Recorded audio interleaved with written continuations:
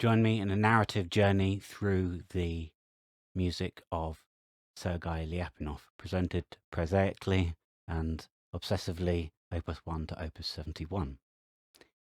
Opus 1 compositions for most composers tend to be fairly safe. In musical terms, they often reflect the teacher's music or the influencer's music on the composer. The composer still doesn't quite have the courage to write their own music in most cases. Also, in publishing terms, because composers weren't known, they would release a short, small something to introduce themselves to performers, to listeners, and then people would know who they are. Then they might get the big commission, the big symphony commission, string quartet commission, whatever. Verily, Lyapunov presents 3 short piano pieces in his Opus 1, imaginatively titled 3 piano pieces. However, Lyapunov does not fall into the Grieg problem. For example, Edvard Grieg, his Opus 1 sounds like a poor man's Schumann, Robert Schumann. Whereas Lyapunov, his Opus 1, titled 3 Short Pieces, is on the surface appears to be such a piece. However, Lyapunov reveals himself to already be extremely mature and thoughtful as a composer, and presents an extremely novel and interesting piece. It's very maturely put together as well. There's very few technical problems with the piece. It seems as if he started from the middle of his development. It therefore is worth listening to, not just for the sake of it. Piece 1 is an etude. The etude is rather like a flowing river. It's about setting up a texture, and the melody bounces lightly off the top. So the flowing lines of the piano is effectively sort of doing that, like a C, and the melody is on the top. And the melody is not particularly strong. It doesn't have a strong rhythmic counter. It's not dum da dum da dum. It doesn't have a strong rhythmic character to it. It just goes along and is carried by the river. So da da da da da. Very smooth. So the point is the river itself. It's the flourish of the fast-moving notes. The melody is quite clear, however. It just doesn't have a strong rhythmic character. So the melody lightly dances on top of the texture. Already, we also see Lyapunov bypassing any attempt to be polite. He's already being rough and ready in the sense that he's got wide leaps in his melody and an intense virtuosity. He's not playing it safe. The harmony is moving very fast. It's in fact, the harmony is so complex, I'm not even going to bother to analyze it or present it to you. The point I would make about it is that, this is Opus 1, and yet his harmony is already complicated. It moves by extremely fast, so rather like the flowing of the river, the harmony is moving and changing, and the chords are moving and changing. The form of the piece is not important. It's really about creating one texture with a melody dancing on top. In particular, it doesn't outstay its welcome. I mean, you could do this for a long time. The piece ends after about 3 minutes. The second piece is an intermezzo. The intermezzo theme has a stronger rhythmic character. You can hum it to yourself, whereas you can't hum the etude's tune to yourself. So rhythm becomes more important. In terms of the harmony, again, it's advanced. So I won't say too much, apart from the fact there's quite a lot of repeating pitches, which keeps it steady. So even though it's jumping around, the repeating pitches keep it steady. So you know where you are when it's jumping around. In fact, the way that it jumps, moves, and shifts is also quite complex. This is very much not Opus 1 territory, as I keep saying. So it's spinning out in a complex manner, but it's still clear. It's clear where it's come from. You know where you are. You know it. You can hear the main theme. It's being twisted and reshaped You can hear it all the way through, so it's clear in that sense. The central section of the intermezzo is a slower. It's more nocturne-like. Things are moving slower, but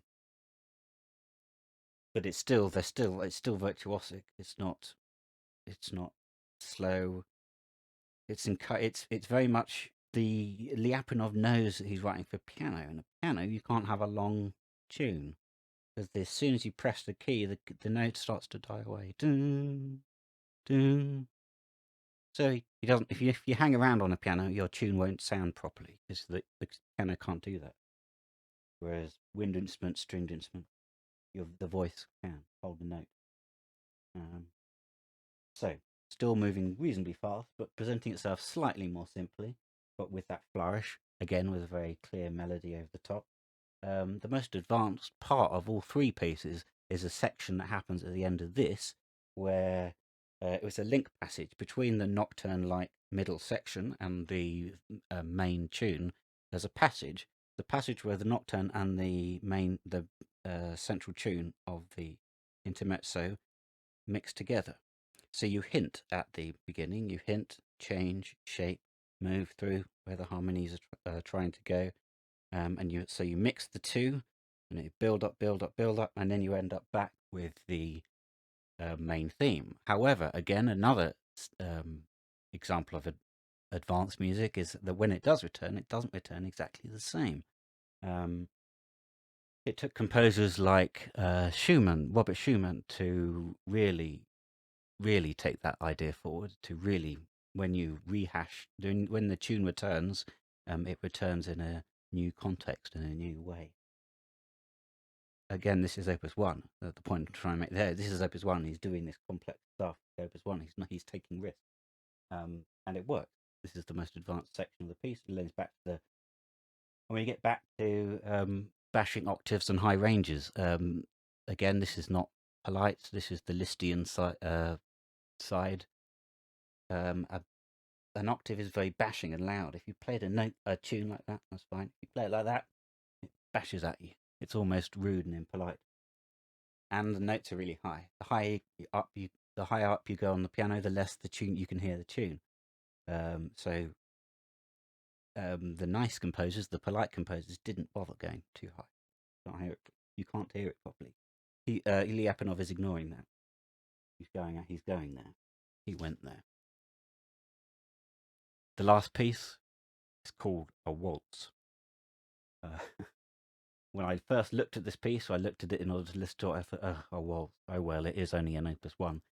Again, I'm making that point. This is an unusual Opus 1 because the waltz is barely even a waltz. A waltz usually goes dum dum dum dum dum dum, which is the most polite thing you could possibly imagine. Da da da dee dee dee dee dee. That's Johann Strauss. That's what waltzes should sound like. This doesn't really sound like that. You can barely hear the dum dum dum. I mean, it's in 3, which is, I suppose, what waltz is. So it's close, but it's barely. However, this is almost a light way to end what the flourish of the first two pieces. They're quite extreme. This is slightly less extreme because it's still a waltz. Just. It begins sounding like late Chopin. The piece itself is much more sectionalized. There's an episode, and then another episode, and another episode. In that sense, you might call it a rondo variation. In the olden days, Beethoven would write rondos. A rondo was the nice light way to end a piece. A rondo has a main theme, and then an episode, and then the main bit returns, and then another unrelated episode. And this was the nice, light, easy way. You might have a slightly more complex variation. That way, you have the main tune, and then an episode, a different set of material, and then the main tune, and then you might develop this material here. And then when the first tune comes back, you might develop, and then the first one comes back, and so in a variations form, it's developing. When the main tune comes back, it develops. When the episodes occur, they might be developments of each other. They might be developments of the main theme itself. There's a complex interwebbing, but you can still see where the lines are. You know there's a section here and a section here and a section here, and it flows into each other because all the material is related. This is not a simple rondo and variations. This is not Beethoven style nice. Clara Schumann did it in her piano. Nice, easy variation. This is not that. Um, Again, it's almost too complicated to analyze. Um, I will let you listen to it. It's very important when you watch these videos that you listen to the music first. The sound of it is far more important than any nonsense that I have to say. Always listen to the music before you read about it. The music is that's the whole point. Okay, so Opus 1, a very mature, interesting composition. It can stand on its own. It can exist in the world of piano music without having to be embarrassed. It's advanced. Lyapunov is jumped through the gates at top speed, really. Okay, I've been Edmund Bloxham. I will continue to be Edmund Bloxham. More videos will follow, including the Vanessa Carlton pianism video. Thank you for watching. I'm interested to hear your comments on the piece again. Listen to it first. Write your comments. If you like the content, if you have suggestions for the content, if you have any video ideas, do please write in the comments. I'll get back to you. Please like and subscribe, or don't.